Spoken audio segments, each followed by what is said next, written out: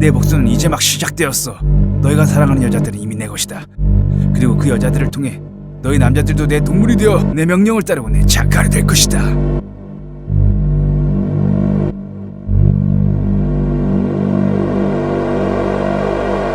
드라큘라 백작의 업무상 요청으로 당시 헝가리 왕국 트란실바니아에 도착한 젊은 영국인 변호사 조노선 하커는 드라큘라 백작이 미리 예약해둔 호텔에 묵게 되는데 마차 역시 함께 예약해두었으니 다음날 그 마차를 타고 편하게 오라는 친절한 편지를 받습니다.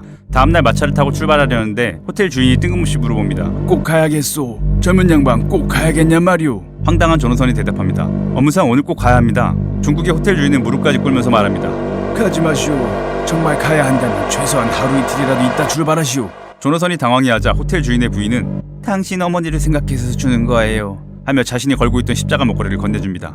드라큘라 성으로 가기 위해선 승합 마차를 타고 가다 중간에 드라큘라 백작의 전용 마차로 갈아타야 하는데 승합 마차에 합승한 승객들은 조노선이 전용 마차로 갈아타려 할 때 저마다 성호를 긋고 마늘과 쥐장미를 선물로 주었습니다. 마차를 갈아타기 위해 준비를 하는데 마부가 조노선의 짐을 순식간에 옮기고 조노선의 손을 잡아주는데 마부가 굉장히 힘이 센 사람이라고 느낍니다. 마차는 성을 향해 오랫동안 달리는데 사방에서 늑대 울음소리가 들리고 파란색 불꽃이 나타납니다. 마부는 갑자기 내려서 파란색 불꽃을 향해 가더니 사라져 버렸고 곧 늑대무리가 마차를 공격할 때 둘러싸고 조노선은 공포로 숨이 멎을 지경이었습니다. 이때 마부가 다시 나타나 손을 한번 휘저으니 늑대들은 모두 물러났고 마부는 아무 일 없다는 듯 마차에 올랐다 한참을 달렸습니다. 그렇게 목적지인 드라큘라 성에 도착했고 마부는 조노선을 내려주고는 마차를 끌고 어두운 곳으로 사라졌습니다. 성문에는 문고리도 초인종도 없어 조노선은 당황해하고 있는데 묵직한 소리와 함께 문이 열렸습니다. 그곳에는 키가 크고 흰 수염을 제외하며 온통 검은색 차림을 한 노인이 서 있었는데 그는 드라큘라 백작이었습니다. 내 집에 오신 걸 환영하오. 어서 오시오. 드라큘라 백작은 조노선을 환대하였고 방을 안내받은 후 저녁 식사를 대접받았는데 백작 자신은 이미 식사를 하여 함께 식사하지 못함이 이해해달라 합니다. 만족할 만한 식사를 마친 후 조노선은 그제야 벽난로 앞에 앉아 드라큘라 백작의 얼굴을 자세히 볼 수 있었는데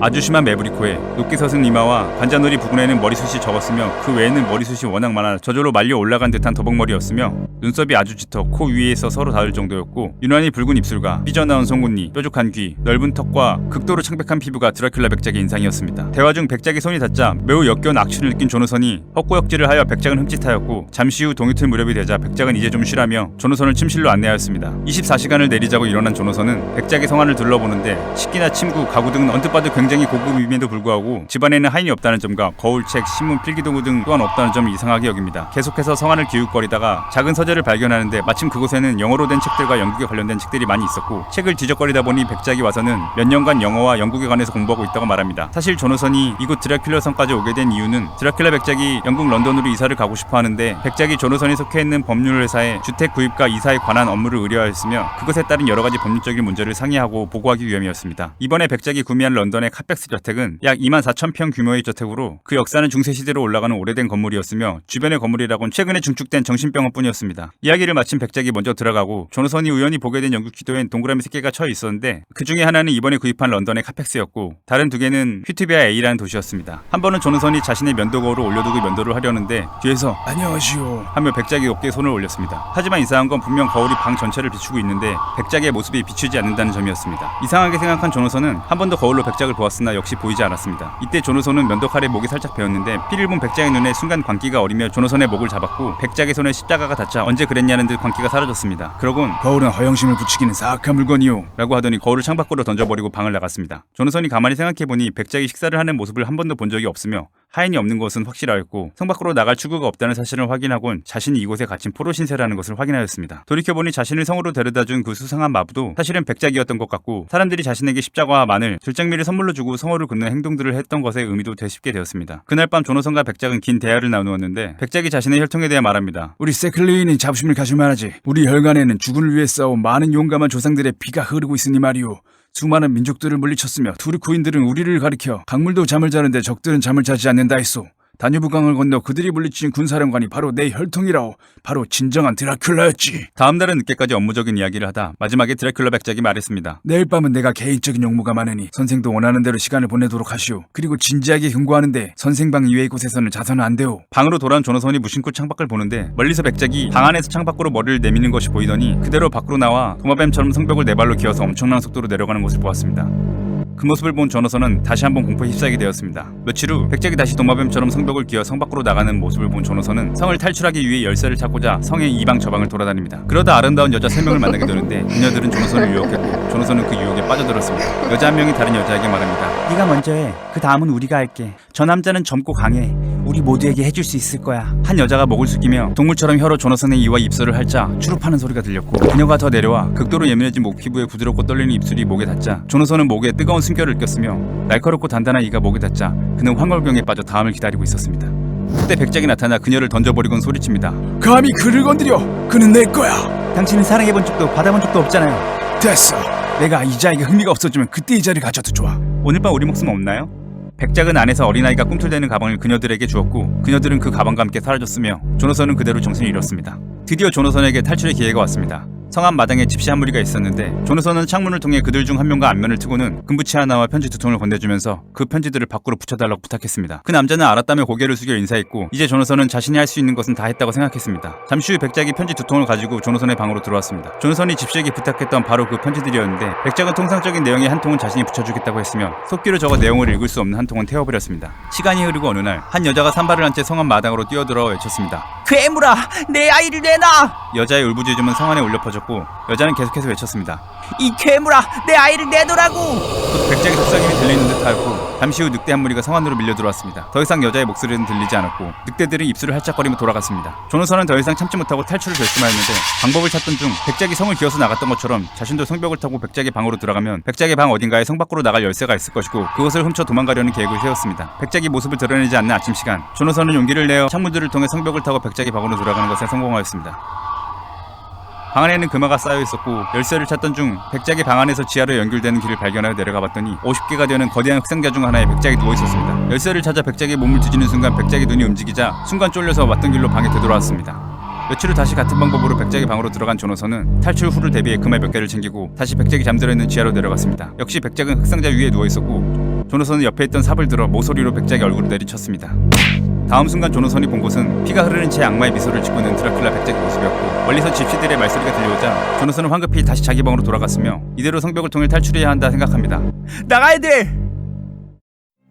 이제 막 20살이 되는 아가씨 루시는 하루에 3명의 남자에게서 청혼을 받았습니다. 첫 번째 남자는 정신병원장이자 의사인 존 수어드 박사이고 두 번째는 유머 감각 넘치고 활기찬 모험가 퀸시 모리스 그리고 세 번째로 키가 크고 곱슬 머리를 한 잘생긴 귀족 홈 우드인데 루시는 귀족인 홈 우드의 청혼을 받아들여 결혼을 약속합니다. 사실 정신과 의사 존 수어드, 모험가 퀸시 모리스, 귀족 홈 우드 이 세 명은 서로 친구인데 각각 루시에게 청혼했다는 사실은 모르고 있었습니다. 그리고 또 한 명의 주인공이자 조너선 하커의 약혼녀인 미나는 조너선이 트란실바니아에 도착한 이후 편지가 끊겨 불평과 걱정을 동시에 하고 있는데 그녀는 절친인 루시와 함께 해변가 마을인 휘트비에서 지내고 있습니다. 미나는 루시의 목류병이 조금씩 심해지고 있는 것을 걱정하고 있는데 어느 날 휘트비 바닷가에 폭풍이 몰아친 이후 조타수가 없는 것처럼 이리저리 출렁거리는 이상한 배가 출몰하였습니다. 그 배는 안개와 함께 해안가에 정박했는데 그 순간 배 안에서 거대한 개 한 마리가 튀어나와 마을 쪽으로 달려가 사라졌고 사람들이 배 안을 조사해보니 타륜에 몸을 묶은 채 죽어있는 선원의 시체가 있었습니다. 그 배 안에선 향일지가 발견되었는데 그 내용인즉슨 선원들이 배 안에 무언가 있는 것 같다며 불안해하였으며 날이 지날 때마다 선원들이 한 명씩 사라지고 마지막에 선장만이 배에 남아있을 때 선장의 명예를 지키기 위해 배를 떠나지 않도록 자신을 타륜에 묶는다는 내용이었습니다. 한편 배에서 튀어나온 개는 끝내 발견되지 않았고 동네에선 큰 개 한 마리가 어떤 짐승에게 당한 것처럼 목이 뜯겨나가고 배가 갈라진 채 발견되는 사건이 일어났으며 루시는 목류병을 앓고 있었는데 이 사건의 영향인지 몰라도 루시의 목류병이 점점 심해져 미나의 걱정 또한 깊어갔습니다. 어느 날 밤 미나는 루시가 목류병으로 또 어딘가를 떠돌아다닐까봐 루시의 침실로 들어갔고 불행히도 루시의 모습은 보이지 않았습니다. 휘트비 마을 여기저기를 찾아 헤맨 끝에 해안가 어딘가 의자에 앉아있는 루시를 발견하고 소리칩니다. 루시! 루시!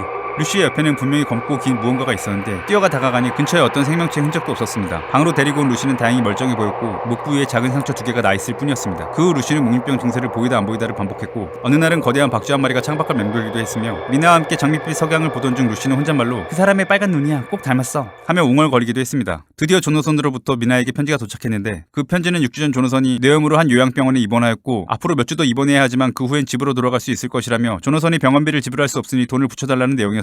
전말은 조너선이 드라큘라 성벽을 타고 내려와 필사적으로 그것을 빠져나왔으며 겨우 기차역에 도착해 고향으로 가는 기차표를 줘. 라고 외쳤는데 그의 말투에서 영국 발음을 느낀 역장이 그 역에서 가장 멀리 가는 기차표를 끊어주었고 그 후 요양병원에 입원하게 된 것입니다. 미나는 조너선을 보기 위해 루시와 작별을 하고 조너선이 있는 요양병원으로 떠납니다. 병원에 도착한 미나는 조너선이 이전보다 많이 수척해진 상태였으며 늑대, 피, 악마 등의 이야기를 하는 정신착란을 일으키기도 했으나 많이 호전된 상태라는 것을 알게 되었고 조너선은 미나에게 당장 결혼식을 올리자고 했습니다. 그렇게 둘은 단촐한 결혼식을 하게 되었고 이제 정식으로 부부가 되었습니다. 한편 미나가 떠난 후 루시의 상태는 점점 나빠지고 있었고 루시의 약혼자인 호무드는 자신의 친구이자 루시에게 청혼을 했던 존 수워드 박사를 불러 루시의 진료를 부탁했습니다. 존 수워드는 루시에게 이상 증상이 있지만 의학상 어떤 기능장애도 발견할 수 없었기 때문에 이런 분야의 전문가이자 자신의 스승인 바넬싱 박사에게 연락을 했습니다. 바넬싱 박사는 당대 최고의 과학자이자 의학, 철학, 문학 등등 여러 분야의 박사 학위를 가지고 있는 인물이었는데 루시의 상태와 목에 있는 작은 두 상처를 보고는 매우 심각하게 고민을 하더니 피는 부족하지만 빈혈은 아니네 라고 하며 이 아가씨의 증세에 대해 알아보기 위해 암스테르담으로 돌아갔습니다. 그 사이 루시의 상태는 호전과 악화를 반복하고 있었는데 다시 돌아온 바넬싱 박사는 존 수워드에게 루시의 병세에 대해 확실히 말하기는 어렵다며 대리석처럼 차갑게 식어가는 루시에게 수혈을 할 것을 처방합니다. 마침 약혼자인 호무드가 와서 루시에게 수혈을 했고 이후로도 존 수워드, 퀸시 모리스, 바넬싱 박사가 루시의 상태가 유증할 때마다 수혈을 하여 루시의 상태를 호전시킵니다. 하지만 이런 노력에도 불구하고 그녀가 코를 골며 혼수 증세를 동반하는 수면 시간이 크게 늘어나고 음식을 먹는 양이 줄어드는 등의 이상 징후가 함께 나타났는데 특이한 점은 송곳니가 자라나고 얼굴이 창백해지는 등 루시의 외모가 변하는 점이었습니다. 하루는 바넬싱 박사가 루시에게 마늘 목걸이를 걸어주며 창문을 꼭 닫고 방 곳곳에 마늘꽃을 놓아두고선 루시에게 이야기합니다. 목걸이가 벗어지지 않게 조심하고 방 안이 답답하게 느껴지더라도 절대 창문이나 문을 열지 마세요. 이틀 만에 루시의 집을 다시 찾은 존 수워드와 바넬싱 박사는 방 안에 냄새나는 마늘들을 다 치워버리고 깨끗이 정리했다며 자랑스럽게 이야기하는 루시의 어머니의 이야기를 듣고는 절망하며 방으로 들어갔습니다. 생각대로 루시는 다시 납처럼 창백한 얼굴로 누워있었고 바넬싱 박사는 서둘러 수혈을 했습니다. 방을 다시 마늘로 도배하였고 루시는 어머니와 함께 방에 있었는데 이때 갑자기 창문을 부수고 늑대가 침입하였고 평소 심장이 좋지 않던 어머니는 늑대를 보고 사망하였으며 루시는 무언가에 의해 정신을 잃게 됩니다. 아침에 급하게 루시의 집을